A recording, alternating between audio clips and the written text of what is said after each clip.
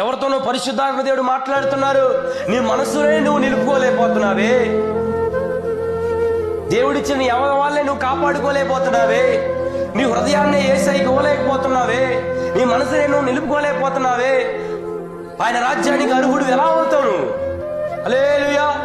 నువ్వు ఎన్ని కానుకలైన ఇవ్వమ్మా, ఎన్ని పాటలైనా పాడమ్మా, ఎంతైనా భక్తి చేయమ్మా, కానీ పాపం చేస్తే, నేను చెప్తున్నాను రాసి పెట్టుకోండి, పాపం చేస్తే, దైవజనుడి మాటకు లోబడకపోతే, దేవుని సన్నిధి క్రమంగా రాకపోతే ఎవ్వరూ పరలోకం ఎత్తబడరు. హల్లెలూయా, హల్లెలూయా.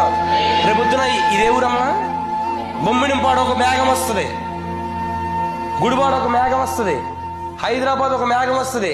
ఎవరైతే పరిశుద్ధంగా బ్రతికారో, ఎవరైతే నిష్కలంకంగా తమ హృదయాలను యేసయ్య కొరకు సిద్ధపరుచుకున్నారో, ఎవరైతే యేసయ్య కొరకు తమ ప్రాణాన్ని ప్రాణార్పణగా పోయబడ్డారో, యేసయ్య కోసం ఎవరైతే యథార్థంగా బ్రతుకుతున్నారో ఆ మేఘం ఎక్కి వెళ్ళిపోతూ ఉంటారు.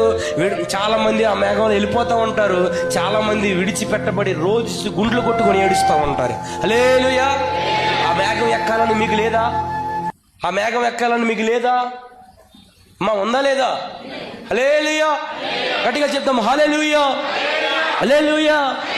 ఆ మేఘం ప్రతి ఒక్కరూ ఎక్కాలి. రేపొద్దున వస్తుందండి, డెఫినెట్లీ.